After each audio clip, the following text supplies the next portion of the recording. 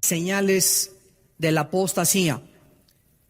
La Biblia nos advierte muy claramente que conforme nos vayamos acercando al final de los tiempos o a la segunda venida de Jesucristo, aumentará dentro de la iglesia la apostasía, un tema que pues casi no se ha tratado y que es importante desarrollar y comprender en esta mañana.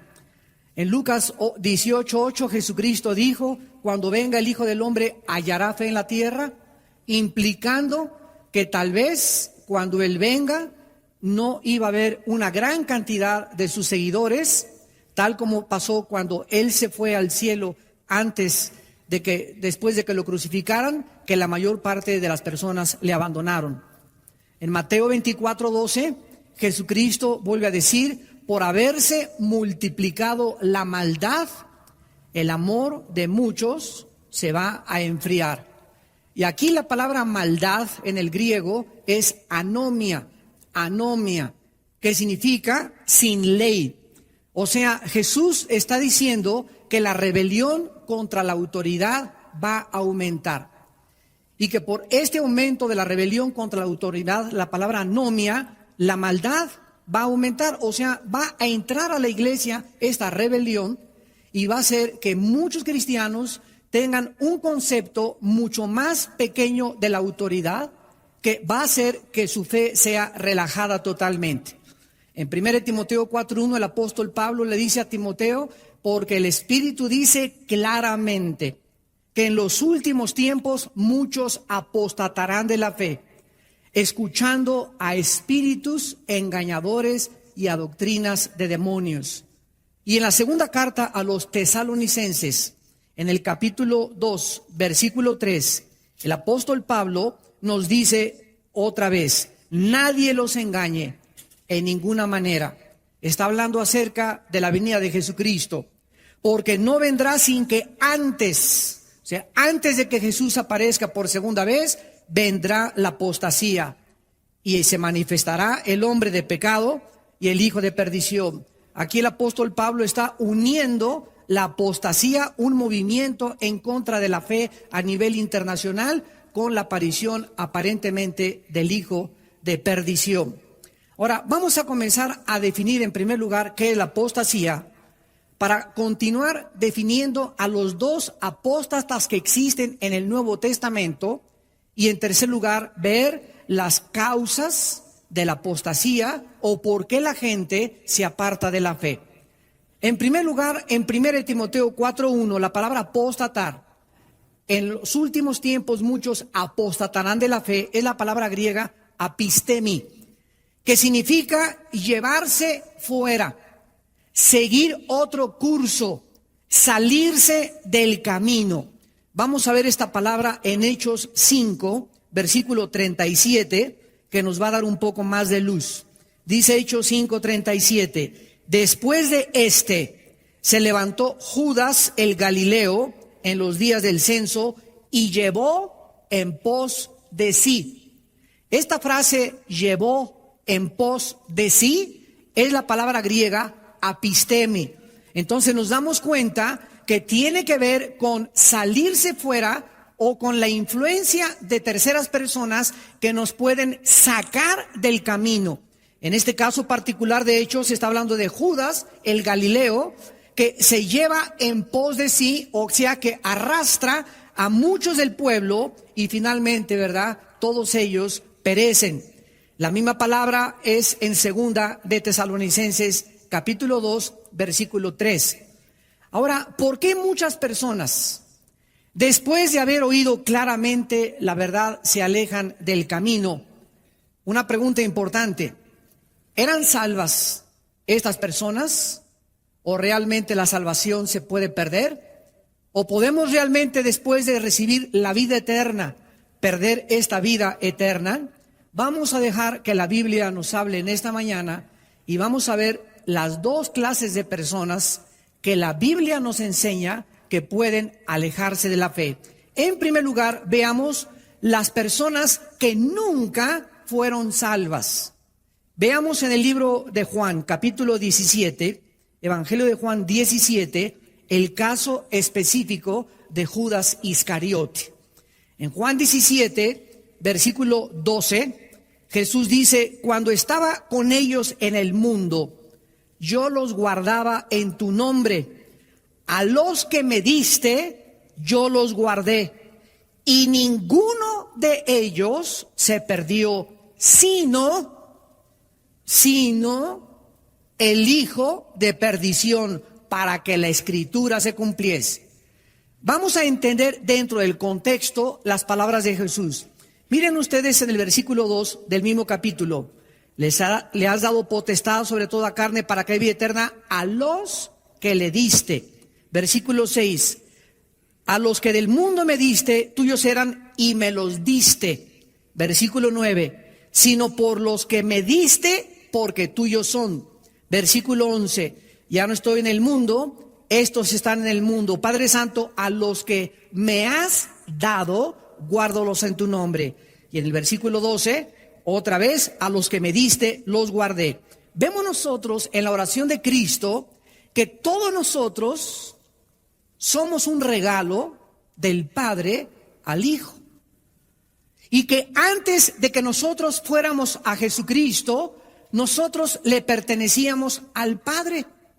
Y el Padre, sabiendo, ¿verdad? Desde luego no vamos a entrar en una teología profunda de la predestinación, nos tomó y nos dio. Somos la iglesia, somos un regalo, somos la novia que el Padre le trae a su Hijo Jesucristo. Y Jesucristo, orando en esta oración sacerdotal, le dice al Padre: Padre Santo, a los que me diste. No está implicando que nosotros determinamos ir a Cristo, sino que el Padre nos guió, nos envió, nos llevó a su Hijo Jesucristo. A esos Jesús dice: yo los guardé. Y ninguno de los que el Padre me da se va a perder. Ninguna oveja se va a perder, porque están seguras en mi mano. Juan 10. Pero el único que se perdió fue alguien que el Padre no le dio a Jesús, y que se llama Judas Iscariote, para que la escritura se cumpliese de que este discípulo fue llamado siempre hijo de perdición. Nosotros somos hijos de bendición, hijos del Padre. Por cuanto somos hijos, envió el Espíritu Santo a morar en nuestras vidas. Vamos a continuar en Juan 18, versículo 8, y dice la Biblia: respondió Jesús: les he dicho que yo soy. Si me buscáis, dejen ir a estos. Y lo comparamos con Juan capítulo 13, versículo del 10 al 11, cuando Jesús ya está en la última cena, en la víspera de su crucifixión. Dice estas palabras. Jesús le dijo, Juan 13, 10: el que está lavado no necesita sino lavarse los pies, pues está todo limpio. Y vosotros limpios estáis, aunque no todos, porque sabía quién le iba a entregar. Por eso dijo: no estáis limpios todos. Versículo 18: no hablo de todos vosotros, yo sé a quienes he elegido, mas para que se cumpla la escritura, el que come pan conmigo levantó contra mí su calcañar. Vemos pues aquí en la Biblia claramente que Judas nunca tuvo la salvación. Judas fue siempre el diablo. Y cuando se le metió el diablo para entregar a Cristo, complementó la obra de arte de Satanás. Y desde que el Señor Jesús escogió a Judas, él sabía perfectamente bien que era el diabolos. Y aquí aparece una contradicción teológica. ¿Cómo puede Dios escoger a una persona que sabe que es el diablo para poder unirse? Es que nosotros vemos esto en la teología del origen de la maldad. Nosotros creemos que el mal lo creó Dios, y el mal entró en el momento en que Dios le dio libertad a los seres para que pudiéramos escoger entre un camino y otro camino. Nosotros somos los responsables de la entrada. El mal, Dios creó la posibilidad de que el mal entrara al universo, pero nosotros somos los responsables de la existencia del mal en el universo, no Dios. Ahora, Dios lo sabía claro de antemano. Y Dios tomó ese riesgo de permitir que la posibilidad del mal entrara, porque nosotros vamos a entender que a la larga las cosas que nosotros le llamamos aparentemente mal o un evento trágico en nuestra vida son y forman parte del plan de Dios para una bendición a largo alcance, la muerte de Cristo. ¿Quién hubiera imaginado hace 2000 años que la muerte de Cristo iba a traer algo bueno? ¿Cómo iban a imaginarse los discípulos ver a su maestro despedazado y crucificado y colgado en una cruz? ¿Qué bien podría salir de esta tragedia? Sin embargo, el peor evento de la historia se convirtió en el evento más bendito de la historia, porque gracias a la muerte y la tragedia de ese hombre, nosotros tenemos la salvación. Y lo que Satanás y lo que el mundo de la maldad creía en ese momento que era para la maldición y que era lo peor, como el padre abandonó a su hijo en la cruz, así como muchas veces nosotros creemos que el padre nos ha abandonado y está haciendo el hospital. Si Dios me amara, no hubiera permitido que yo estuviera enfermo. Acuérdate de Jesús. ¿Amó Dios a Jesús en la cruz? ¿O lo abandonó en la cruz? Lo abandonó en el momento en que cargó con nuestros pecados. Pero Él fue en un acto de amor que nos dio a Jesucristo. Y cuando nosotros atravesemos ese tiempo, debemos esperar eso. Dios nunca nos va a abandonar. De ese hecho, de esa hospitalización, de esa tragedia que acabas de atravesar, Dios va a sacar algo infinitamente superior. En el caso de Jesús, Dios a través de la Biblia nos corre las cortinas y nos permite ver lo que sucedió, una bendición. En el caso nuestro, muchas veces Dios no nos dice lo que está pasando cuando atravesamos en la vida, pero en ese momento nos dice: sigan confiando en mí. Decía David en el Salmo 56:3: en el día que temo, en ti confío. Nunca es nuestra confianza más grande en Dios que cuando no podemos explicar cosas que no tienen una lógica o un razonamiento elemental en nuestra imaginación o en nuestros pensamientos.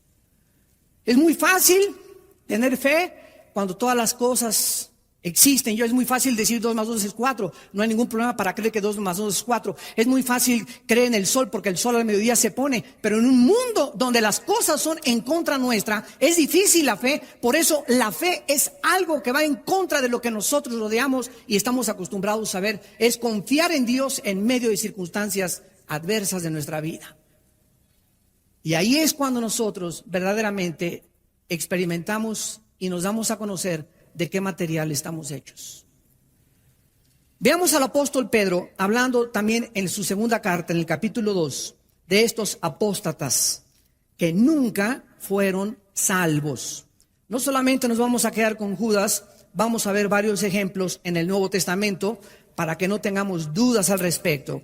En la segunda carta de Pedro, sobre todo en el capítulo 2, se describe a los falsos maestros. Dice en el versículo 1: hubo falsos profetas, como habrá entre ustedes falsos maestros. Y es importante distinguir entre un falso maestro, un falso apóstol, un falso evangelista y un evangelista o un apóstol o un maestro que de vez en cuando hablan barrabasadas. Como Apolo, ¿se acuerdan ustedes que en el libro de los Hechos comenzó a decir quién sabe qué tantas cosas? Y Priscila y Aquila le llamaron aparte y le dijeron a Apolo: no es por ahí, es por aquí. Pero Apolos no podía ser considerado un falso maestro. Era un cristiano, era un predicador neófito, prematuro, que no tenía muchas bases y comenzó a entender mejor el camino de la salvación. Entonces, no, porque un predicador diga una tontería o porque alguien diga esta cosa, no necesariamente él es un falso maestro. El falso maestro, con el tiempo y con sus mensajes y por su fruto, se dan a conocer. Veamos a continuación. Dice en esta segunda carta de Pedro, el apóstol, que estos falsos maestros introducen, versículo 1, introducen encubiertamente, ¿verdad? Disfrazan sus herejías, sus enseñanzas, y que son destructoras, y niegan al Señor que los rescató, atrayendo sobre sí mismos destrucción repentina. Muchos seguirán sus disoluciones, por causa de los cuales el camino de la verdad será blasfemado, y por avaricia harán mercadería de vosotros con palabras fingidas. Pedro describe claramente que una persona que ama el dinero Un hombre de Dios que ame el dinero, un hombre de Dios que cobre por sus servicios, está en camino de apostatar de la fe.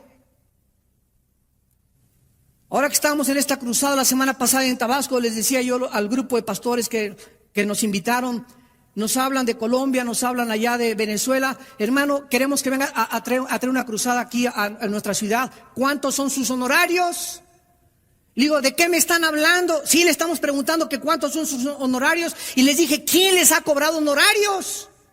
Porque el día que ustedes inviten a un evangelista que les cobre honorarios, no lo vuelvan a invitar. Es un mercenario de la fe. Está prostituyendo el evangelio. Un hombre de Dios no puede cobrar. Bueno, díganos en qué tipo de hotel quiere que lo pongamos. No les voy a decir, pónganme donde ustedes quieran. Yo primero tengo que asegurarme, voy a orar, de que esto es de Dios. No solamente agarro el teléfono y acepto la invitación, tengo que pedirle a Dios la dirección de que es de Dios. Y si es de Dios, Él proveerá. Y no me importa donde me pongan ustedes, no me va a faltar ni comida. Y si me quieren dar ofrenda, dénmela. Y si no me la den, está bien también. Dios otro día me la dará por otro lado. Pero yo voy ahí a predicar el evangelio.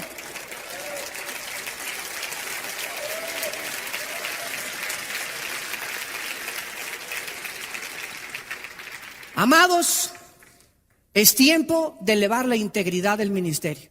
Es tiempo de elevar las normas con las cuales Dios nos mandó. Somos misioneros de Dios. Somos apóstoles enviados de Dios a un mundo necesitado. Estábamos el otro día allá en Puerto Vallarta y unos hermanos llegan al hotel por nosotros en una camioneta que no tenía aire acondicionado y llegan al hotel, hermano, Alducin, discúlpenos, pero no tiene aire. Le digo, bueno, ¿quién creen que soy yo? Que les exijo que vengan en una limusín por mí, que me pongan un hotel 5 estrellas. Pablo andaba en burro, andaba en caballo, se dormía en petates. Y nosotros los predicadores del siglo XX estamos exigiendo que se nos trate en hoteles con aire acondicionado y que nos recojan en coches que tengan aire.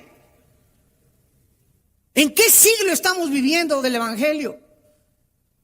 Estamos acostumbrándonos a un mundo de comodidades, a una fe instantánea. Todo es café instantáneo, sopa marucha instantánea. Y quieren meter al microondas a los cristianos ahora. No hay tal cosa como una santificación inmediata. La santificación es un proceso que nos dura toda la vida. Me dice un hermano el otro día, es que tuve una experiencia con el Señor y me caí al suelo y sentí que me pasó esto y que Dios me quitaba tantas cosas de mi vida. Y le dije, cuando te levantes mañana las vas a volver a tener. ¿Qué crees tú que ya Dios te quita de un día para otro? El que piensa que está firme, mire que no caiga. El pecado morará dentro de nosotros durante toda la vida. Y ahí a los 99 años de edad que yo tenga en el hospital, antes de expirar mi alma al Señor, ahí el pecado seguirá luchando en contra del Espíritu. Nunca debemos de bajar la guardia, ni creer que ya la santificación de antiero te sirve para mañana. Todos los días tienes que luchar. Todos los días tenemos que pelear contra la carne. Todos los días tenemos que crucificar las cosas que creíamos que ya habíamos vencido. Ahí están potencialmente dentro de nosotros. Y eso es lo que nosotros tenemos que cuidar en nuestra vida. Ahora dice aquí en esta carta, el versículo 14 y 15 de segunda de Pedro, el apóstol continúa describiendo a estos falsos apóstatas, maestros apóstatas que nunca fueron salvos. ¿Cómo lo sabemos? Dice el versículo 14 y 15, tienen los ojos llenos de adulterio, no se sacian de pecar. En 1 Juan 3:9 dice, el que practica el pecado no puede ser hijo de Dios, porque la simiente de Dios permanece en él. Y vemos que estos hombres hacen del pecado un hábito continuo. No se sacian de pecar, seducen a las almas inconstantes, tienen el corazón habituado a la codicia, son hijos de maldición. Jamás se nos llamará en el nuevo pacto a nosotros hijos de maldición. El que tiene el Espíritu de Dios ya no puede estar bajo ninguna maldición. Podemos heredar maldiciones de nuestros antepasados, pero Cristo ha hecho maldición en su cuerpo por nosotros y nosotros somos hijos ahora de bendición. Dice el versículo 15, han dejado el camino recto. Vean ustedes, han dejado, o sea, estuvieron, militaron, se metieron a las filas del cristianismo, pero jamás entraron como Judas, entraron encubiertamente. ¿A qué? A destruir el evangelio. Se han extraviado siguiendo el camino de Balaam. Balaam se distinguió por la avaricia, por el dinero, el cual amó el premio de la maldad.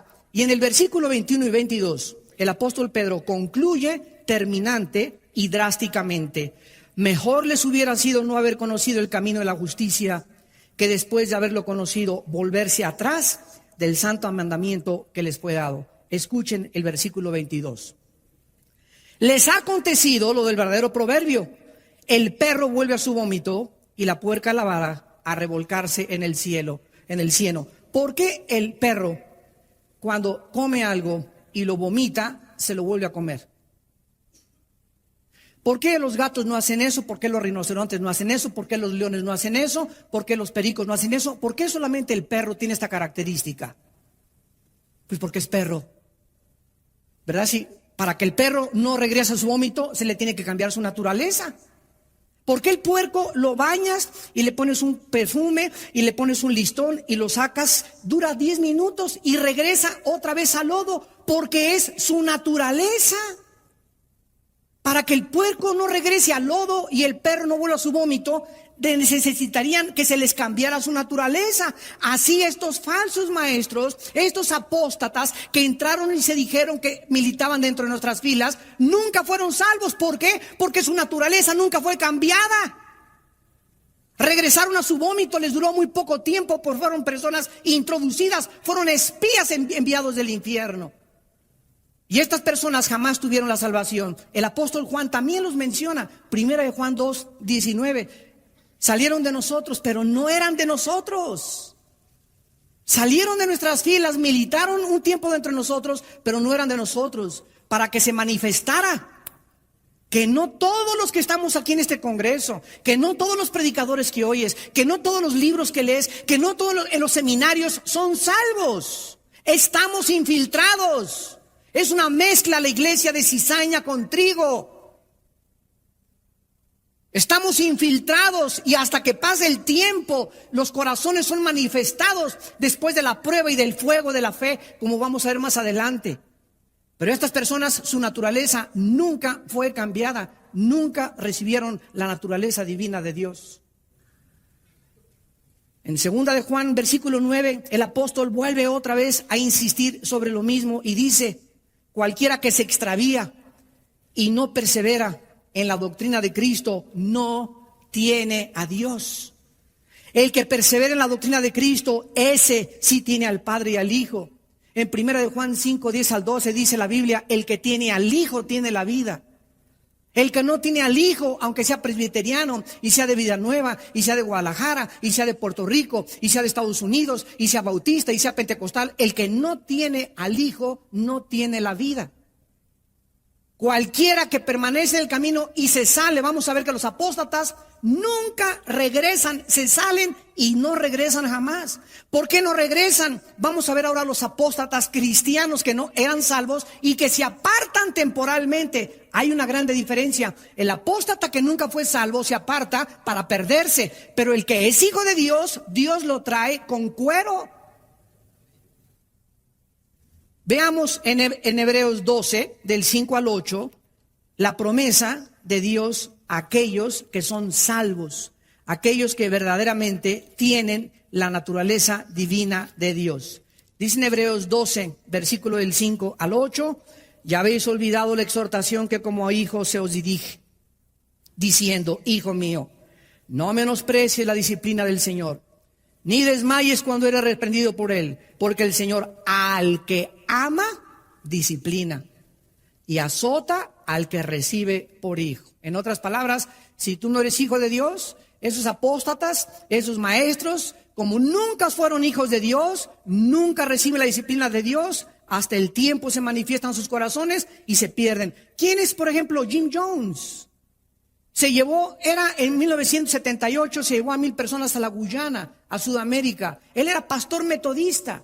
Raúl Macín en México, pastor de la iglesia La Santísima Trinidad de Monterrey, se fue después de 5 años de ser pastor, se unió al Partido Comunista. David Koresh, hijo de padres bautistas y bautista, guía una secta en Waco, Texas, y los lleva a la destrucción. Y así tenemos la historia del cristianismo. William Graham, que está en Guadalajara, que fue el que bautizó a Chuy. No es cierto. Por todos lados tiene este hermano iglesias, ¿verdad? Y dice que él es el ángel de Apocalipsis. Cálmate, Habacuc. Salieron de nosotros, pero no eran de nosotros. Jim Jones salió de la iglesia metodista, David Koresh de la iglesia bautista, Masin de la iglesia metodista en Monterrey, y así tenemos cantidad de falsos profetas. William Branham también en los 40, 50 tenía campañas evangelísticas, y de repente se le metió el diablo y comenzó a decir que él era el apóstol de Dios y que él era el ángel de Apocalipsis y que solamente él tiene la verdad. Entonces se manifiesta con el tiempo que esta persona nunca tuvo la naturaleza de Dios, nunca su naturaleza fue cambiada, fue introducido encubiertamente. Pero los hijos de Dios, dice la Biblia, son disciplinados por el Señor. En la historia del hijo pródigo, el hijo pródigo es otro ejemplo de un cristiano. Nunca dejó él de ser hijo. Se usa evangelísticamente este mensaje y está bien. Pero si nos vamos al exégesis del pasaje, nos damos cuenta que el hijo pródigo nunca perdió su posición de hijo. Y se salió y apostató y se fue y dame y se perdió. Pero llegó un momento en que despertó su conciencia al Señor. Y estando en esa condición dijo: ¿qué hago aquí alimentando a los puercos? En la casa de mi padre. Se levantó y fue y se arrepintió y dijo el padre, ¿verdad? Mi hijo estaba perdido, pero ha sido hallado ahora. Y vemos la disciplina de Dios de cómo lo lleva a desperdiciar su vida, pero regresa porque Dios ha prometido que lo que ha comenzado en nuestra vida, Filipenses 1:6, lo va a completar. Y dice en Judas que Dios es poderoso para guardarnos sin caída también. Y dice en Primera de Pedro que somos sostenidos por el poder de la fe. Mientras nosotros nos mantengamos confiando en Dios, Dios nos seguirá sosteniendo.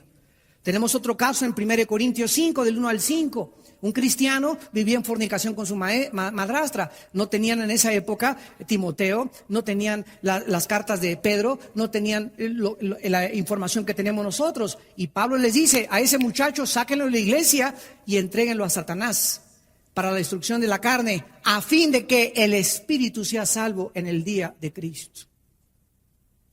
A fin de que el espíritu sea salvo en el día de Cristo.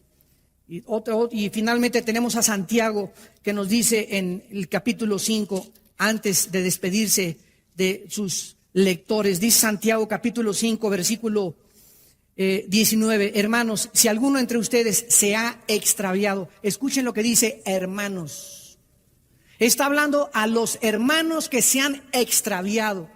Si alguno de entre ustedes, o sea, de entre los hermanos, se ha extraviado la verdad y alguno le hace volver, sepa que el que haga volver al pecador del error del camino salvará de muerte un alma y cubrirá multitud de pecados. ¿De qué tipo de muerte está hablando Santiago? Está hablando de la muerte física. El mismo caso de 1 Corintios 5 y el mismo caso de 1 Corintios 11. Los corintios tomaban la cena y por no discernir el cuerpo del Señor, ¿qué les pasó? Se enfermaron y se comenzaron a morir. La muerte física, dice la Biblia que cuando un hijo de Dios no entiende, Dios te lleva a casa antes de tiempo. Te puede llevar a casa prematuramente. Dios quiere que sigas en la vida, que testifiques, que hables del Señor, que tengas salud, que seas bendecido. Pero si tú estás en contra de sus leyes y te entercas, y Dios conoce tu corazón que no hay posibilidad de hacerte volver, Dios te lleva para que no sea blasfemado el camino de la verdad por tu culpa. Entonces hay cristianos que son personas que han abandonado el camino, pero si regresan. Y si el caso es extremadamente drástico, Dios se los lleva a casa. Ahora veamos a continuación las causas de este apartamiento de la fe. Las causas de esta apostasía. En el libro de los Hebreos, capítulo 2, encontramos la primera: negligencia en el estudio de la palabra de Dios. Ojo, negligencia, apatía en el estudio, en la meditación, en la memorización de la palabra de Dios. Dice el capítulo 2 de Hebreos: por tanto, es necesario que con más diligencia atendamos a las cosas que hemos oído. En estos 2 días ustedes van a oír muchas cosas de la Biblia. Y Dios a cada uno de nosotros nos ha preparado para darles un mensaje, y todos necesitan lo que estoy hablando, lo que habló yo, lo que va a hablar el hermano Carlos. Todo está preparado por Dios. Somos hechura suya, creados en Cristo Jesús, las cuales obras preparó de antemano para que anduviésemos en ellas. Este congreso está preparado por Dios, y el Espíritu Santo lo que está hablando es exactamente lo que tú necesitas oír.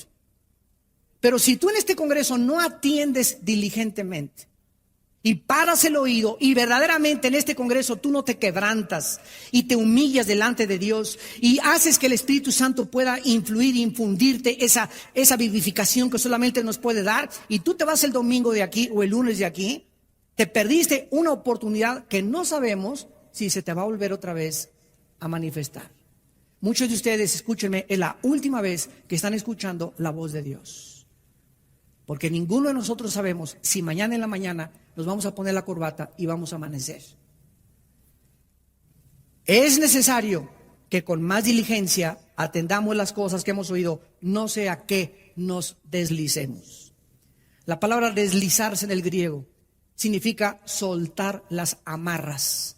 Y se usaba con los barcos que al llegar al muelle, ustedes se acuerdan que avientan una cuerda y amarran en un fierro ahí la cuerda para que el barco no se despegue del muelle mientras está desembarcando a la gente.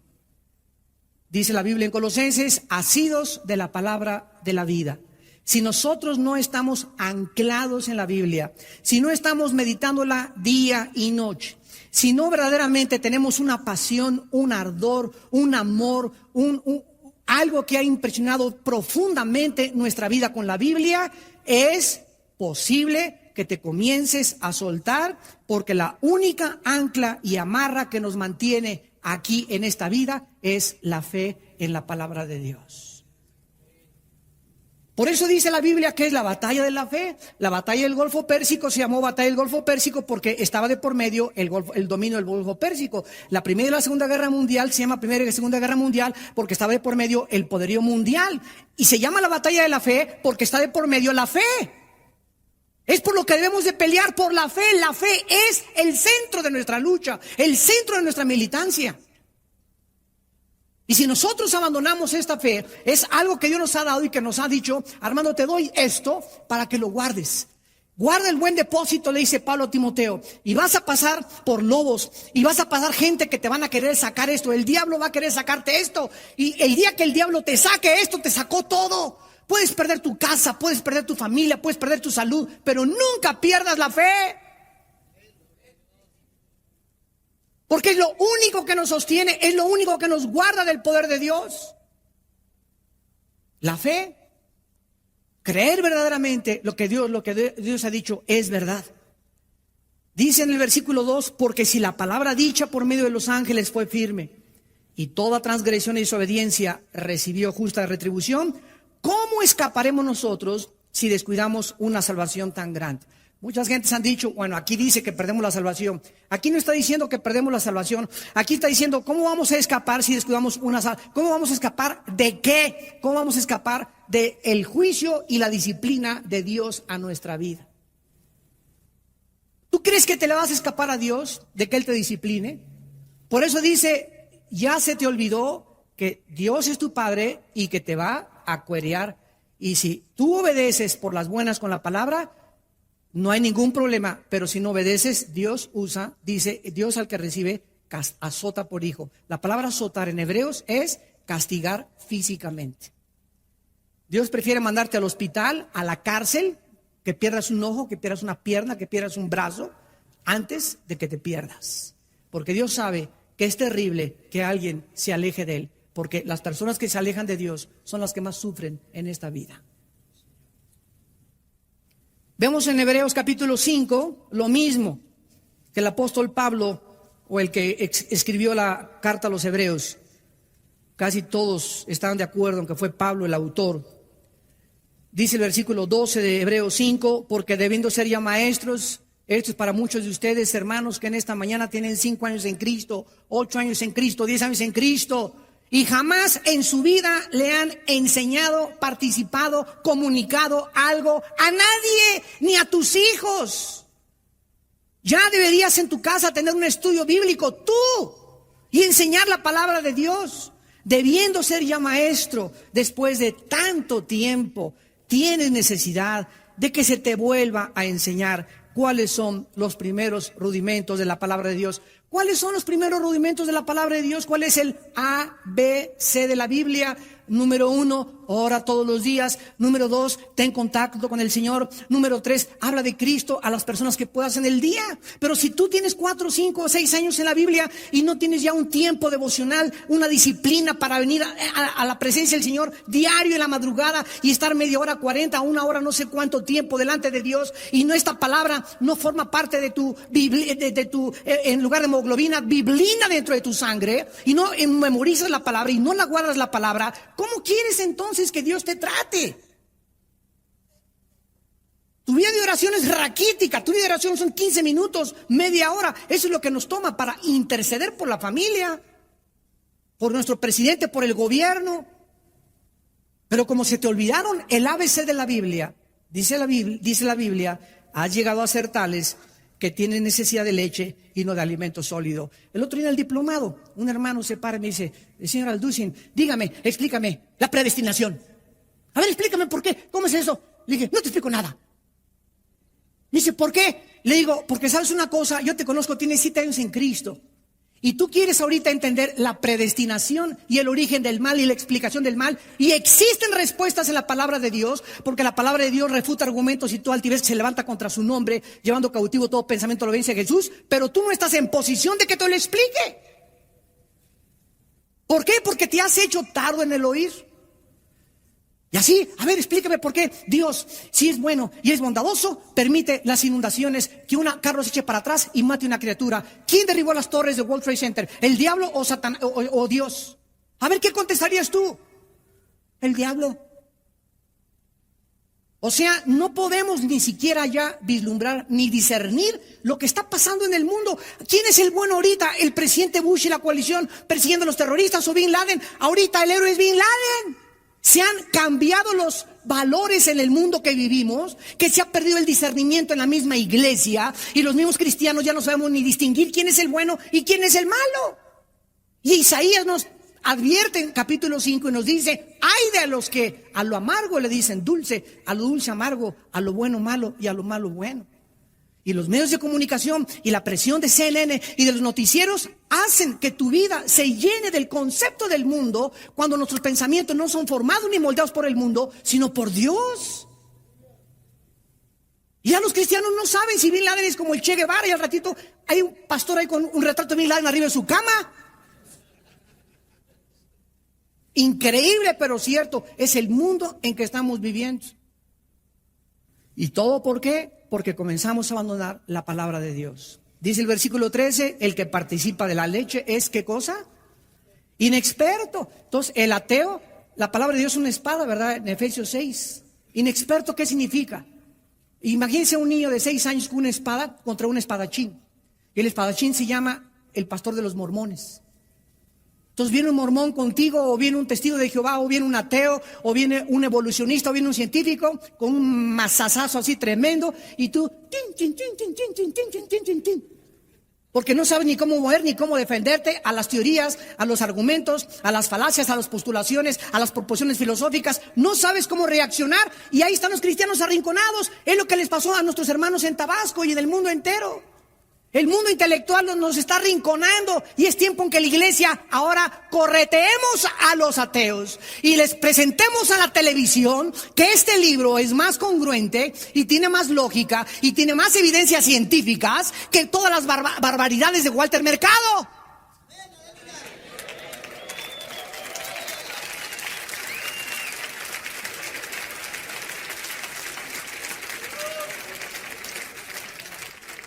Dios te está buscando. Dios te está buscando, hermano. Jóvenes, escúchenme. Dios está buscando a jóvenes que se preparen, que conozcan la Escritura, que estudien la Escritura, que memoricen la palabra, para ver que a través de ellos Dios va a mostrar su poder, como dice 2 Crónicas 16. Dios está buscando, sus párpados buscan hombres que tengan un corazón recto para mostrar a través de ellos su poder, para infundirles ánimo, para infundirles sabiduría, para infundirles un valor sobrenatural que es el que se necesita para pelear con tantos gigantes de los cuales la tierra está poblada. Necesitamos Davides, necesitamos Danieles que estén escudriñando, necesitamos Josés que estén verdaderamente aguantando con paciencia el tiempo de Dios. Necesitamos entender qué es lo que Dios quiere en nuestras vidas. En segundo lugar, en Hebreos 12 encontramos otra causa de la apostasía. Y esta es, desgraciadamente, la más común en la mayor parte actualmente del mundo cristiano. Una raíz de amargura. Amargura. Dice en Hebreos 12, versículo 15, mirad bien. Esta frase, mirad bien, significa que en la iglesia tenemos que estar así, con los ojos abiertos, cuidando, velando. Antes que nada, miren. ¿Qué se nos manda cuidar? ¿Qué se nos manda vigilar? No sea que alguno entre tu familia, entre tus hermanos, pastores, lo que sea, alguno deje de alcanzar la gracia de Dios. Es increíble que en la vida cristiana un cristiano deje de alcanzar la gracia de Dios. Ahorita vamos a explicar a qué tipo de gracia se refiere. Que brotando alguna raíz de amargura les estorbe y por ella muchos sean contaminados. Hermanos en Jesucristo, en la vida cristiana sobran las razones para desilusionarnos, para desanimarnos, para ya aventar la toalla, para ya no querer pelear, pero tenemos que recordar que ese tiempo en el que nosotros hemos sido acusados, calumniados, y escúchenme, nadie a quien Dios vaya a usar se escapa de estas pruebas.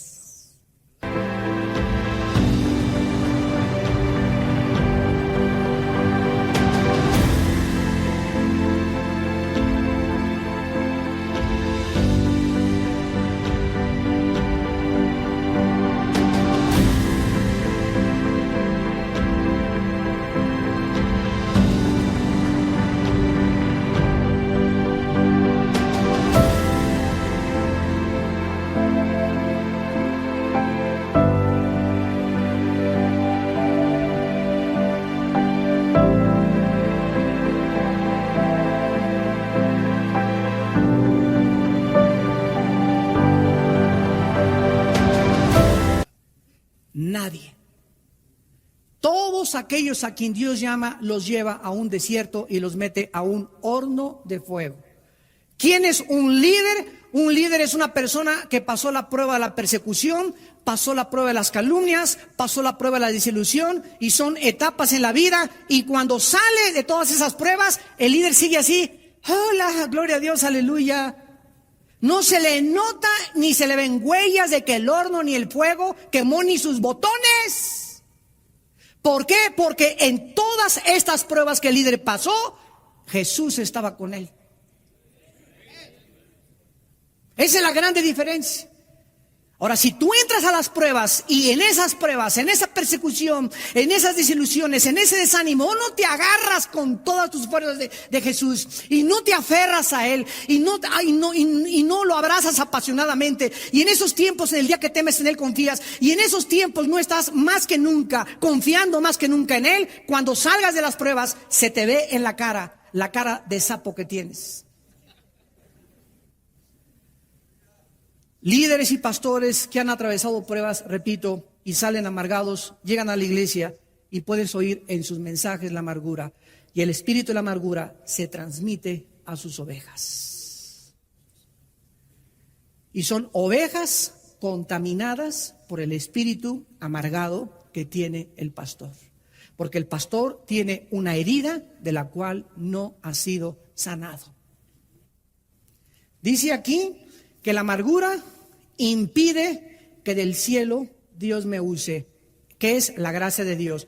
La Biblia habla de la gracia salvífica, que es la gracia que nosotros recibimos para salvación. Y aquí está hablando de la gracia santificante. ¿Qué significa esto?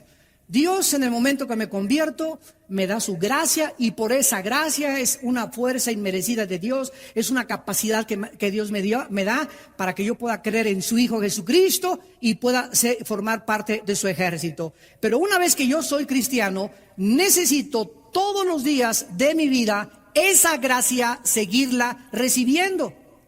¿Y qué es esta gracia? Apunta a la definición: es la capacidad que Dios nos da para que podamos hacer su voluntad. Es la capacidad o la habilidad que Dios nos da para que podamos hacer su voluntad. En otras palabras, Ser padre de familia es imposible sin la gracia de Dios. Presentarme delante del presidente Fox, en 3 semanas vamos a estar con él para preguntarle los programas de televisión, la programación. Si yo me presento delante de Fox y no voy con la gracia de Dios que me respalde, no voy a encontrar gracia ante sus ojos. Educar a mis hijos y darles consejos es imposible si no tengo la gracia de Dios. No podemos levantar este edificio porque Jehová, si no es el que levanta el edificio, en vano estamos construyendo. Si Jehová no vela la guardia, aunque traiga guardaespaldas y carros blindados y ametralladoras, de nada me sirve. Si no es Él el que está obrando y operando en mi vida, todo lo que estoy haciendo a mi alrededor es vano. ¿Y qué es lo que impide que esa gracia llegue a mi vida? La amargura. En ese momento, el rencor que tú tienes contra alguien que te lastimó, que habló mal de ti, aguántalo y perdónalo. Perdónalo 70 veces 7. Perdona y sigue perdonando. Ayer llegó un hermano ya grande, Armando, fíjate que mi esposa me dijo de cosas, le hablé por teléfono y le dije que era una piruja, que era una prostituta, y me dijo, no vengas a la casa en 3 días a dormir. ¿Qué hago? Le dije, número 1, respeta lo que tu esposa te dice, porque si tú le insultaste, violaste un mandamiento de Dios. Yo no te voy a decir exactamente las consecuencias o los resultados, pero te voy a decir lo que la Biblia dice. Dios quiere que tú en esta noche le hables por teléfono y le digas, mi vida, estoy arrepentido, estoy quebrantado, perdóname por lo que te dije y quiero decirte que si me dejas ir a dormir a la casa. Y si ella te dice no, le dices en qué hotel vas a estar y con quién te vas a acostar para que no tengas sospechas de que te fuiste con otra mujer. Me dice, pero es humillante. Le dije, es lo que Dios quiere que hagas, que te humilles después de haberle insultado y agredido y haberle roto porque es un vaso frágil ante los ojos de Dios. Le dije, ya los resultados mañana no sé cómo va a reaccionar tu esposa, pero tú te vas a tener que quebrantar por un buen tiempo porque la has lastimado muchísimo. Y Dios dice que cualquier hombre que tiene una relación equivocada en su matrimonio, Dios no escucha tus oraciones. 1 de Pedro 3:7.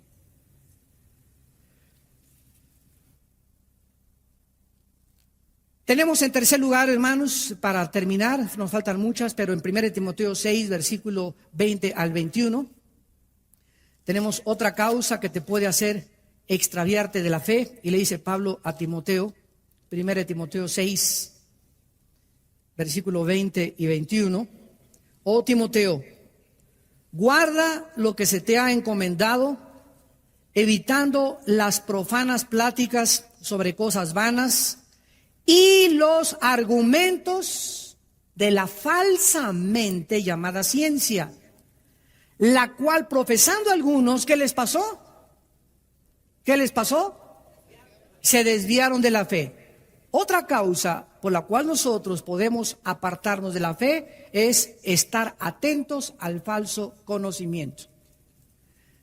Si llega un maestro en tu escuela, imagínate que tú eres un estudiante de secundaria o de preparatoria y le dice al muchacho, tú eres de los que creen en que una pareja fue creada al principio y no crees las postulaciones de Carlos Darwin, ni Friedrich Nietzsche, ni Jean-Paul Sartre, ja, ja, ja, ja.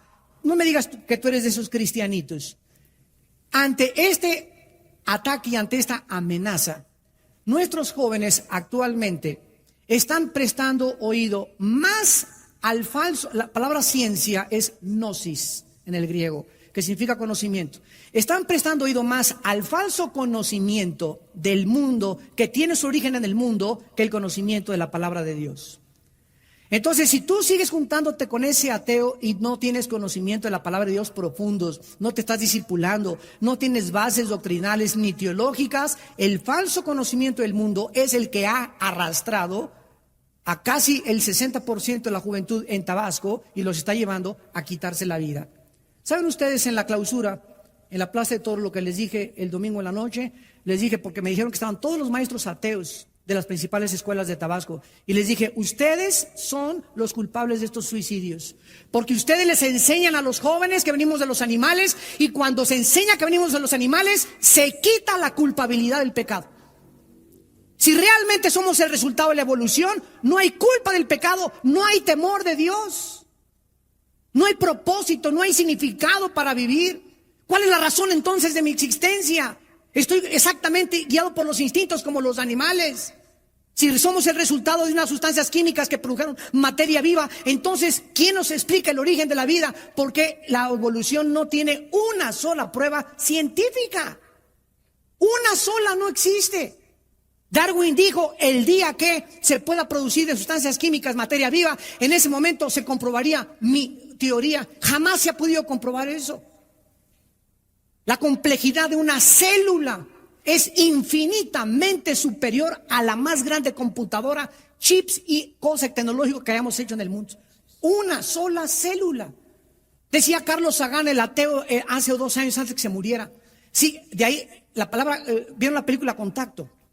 La película Contacto es el libro de Carlos Sagan y es resultado de sus investigaciones. Sagan dijo antes de morir, si yo recibiera un mensaje del cielo y podría comprobar que es del cielo, podría estar seguro que Dios existe.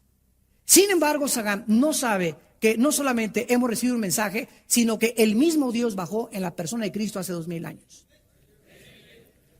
Ahora, ¿qué mensaje hemos recibido del cielo? Miren ustedes. ¿Saben ustedes cuál es la última evidencia que Dios nos está dando científicamente a los cristianos para demostrar que la Biblia es la palabra de Dios? Los códigos secretos de la Biblia. ¿Saben ustedes de qué le estoy hablando? De que una persona, un hermano, Rafael Bayán, en San Antonio, Texas, comenzó a ver la Biblia en el Antiguo Testamento y comenzó a descubrir que cada 14 letras, o sea, se brincaba cada 14, aparecía la palabra Yoshua HaMashiach, profeta, rey y sacerdote. Cada 14 letras. Esto se llama letras equidistantes y se llama código. Este hombre mandó este descubrimiento a Canadá al jefe de los rabinos en Canadá, un judío no mesiánico, que cuando comenzó a leer el libro de este hermano, comenzó a escudriñar la Biblia y se convirtió al cristianismo. Y ahora este rabino, el jefe de los rabinos judíos en Canadá, está en las calles de Canadá predicando a Jesucristo como el Mesías. ¿Saben ustedes de qué les estoy hablando? Miren, hagan de cuenta que lo que es un código. Los códigos comenzaron a descifrarse en la Primera Guerra Mundial. Yo estoy en la cárcel, mi esposo está afuera y le quiero mandar un recado que no quiero que nadie lo intercepte. Es lo que está haciendo Bin Laden. En eso le mando una carta a mi esposa, ¿cómo estás? Muy bonita, bla, bla, bla, bla. Pero le digo a mi esposa, cada cuarta letra, sácala. Cada cuarta letra, sácala. Cada cuarta letra, sácala. Y ahí está verdaderamente el mensaje que te quiero enviar. Entonces nadie puede saber que cada cuarta letra se encuentra un mensaje en código. Código es un lenguaje en secreto, escondido, que nadie puede descifrar más que las personas que lo desarrollaron. Entonces, Dios escondió en la Biblia códigos secretos solamente para demostrarnos, como dijo este rabino, jamás nosotros que somos los maestros de la Torah, o así lo asumimos, hubiéramos imaginado, esto es sobrenatural. Cuando se encontró en código también el nombre de Hitler, se encontró el nombre de Auschwitz, que es el nombre de los campos de concentración donde mataron a millones de judíos en Alemania. Se encontró el nombre de Himmler. Y estos no son coincidencias. Ahora una cosa importante, nunca los códigos que están descubriendo hablan del futuro, sino de cosas pasadas. En eso hay que tener cuidado. Que en el código dice que va a pasar esto, no le creas. Que un terremoto, no le creas. Que Cristo viene, no es cierto. Hay falsos profetas de códigos también. Pero nos damos cuenta que Dios ha encerrado el verdadero conocimiento que se encuentra en la persona de Jesucristo. Tú no puedes enfrentarte a un ateo y decirle, oiga, ¿por qué es ateo? Les voy a decir, el 90%...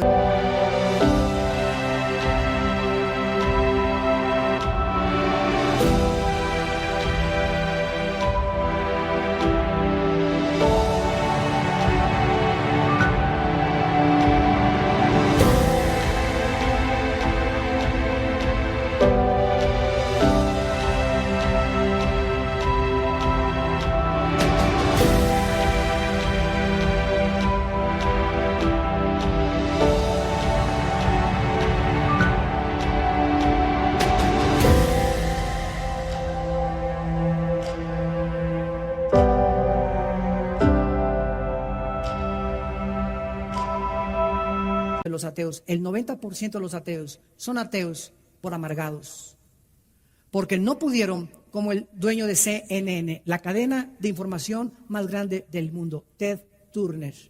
A los 17 años se muere su hermana de cáncer. Él iba a la iglesia bautista. No puede, sus pastores no le dan respuesta, no se enfrenta con el problema del sufrimiento teológicamente, y al morirse su hermana de cáncer, decirle: Padre, ¿por qué no la salvaste? Si tú eres un Dios que no salvaste a mi hermana, no mereces que yo te sirva. Y se volvió ateo, Ted Turner, o sea, nunca fue cristiano, y es el enemigo más grande del cristianismo actualmente. Se casa con una muchacha, la reina de los aeróbics, Jane Fonda. La muchacha Jane Fonda se convierte hace 4 años a Jesucristo.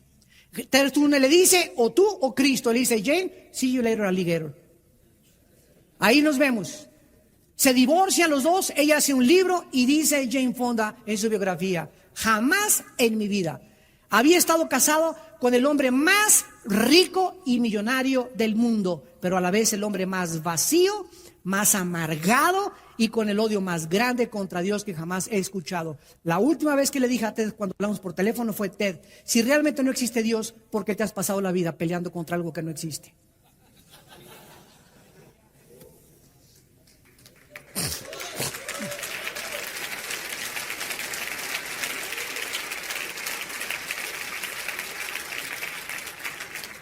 Señor, te damos las gracias por tu palabra.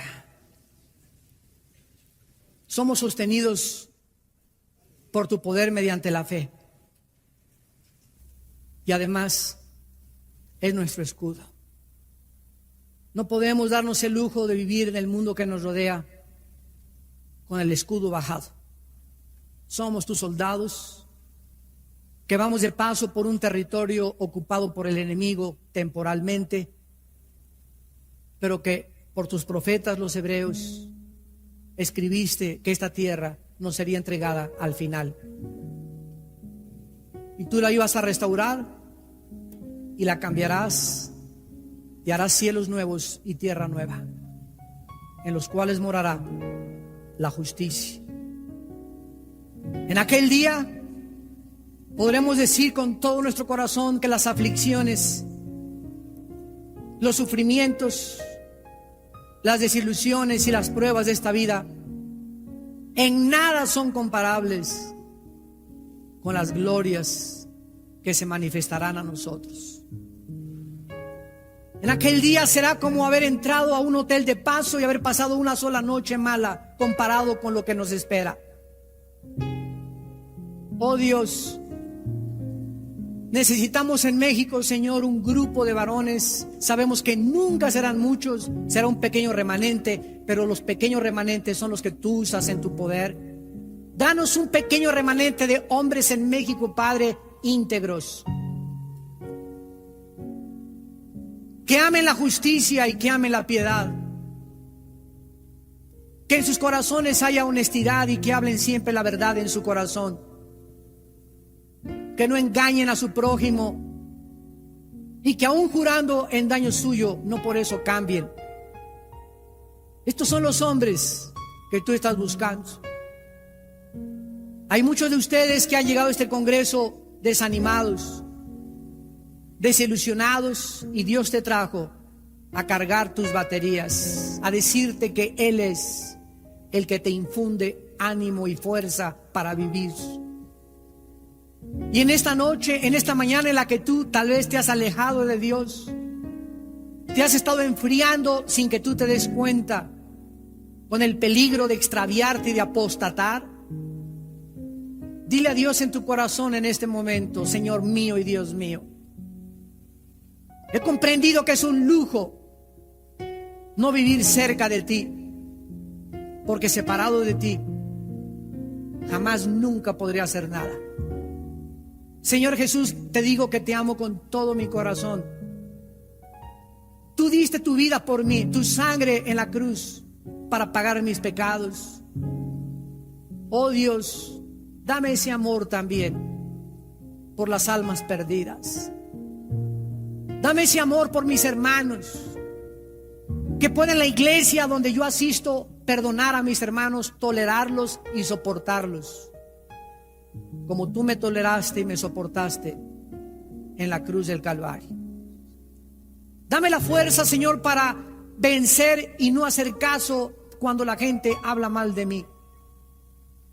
Tú que conoces mi corazón, tú me vindicarás, porque tú vindicas al justo, y tú levantarás al justo y le pondrás sus pies sobre la roca, y pondrás un cántico nuevo en mis labios, y podré ver el pasado como una pesadilla necesaria para formar mi carácter y ser un hombre de compromiso.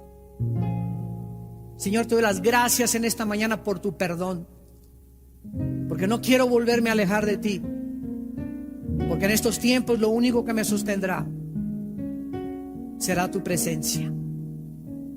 En el nombre de Jesús. Amén.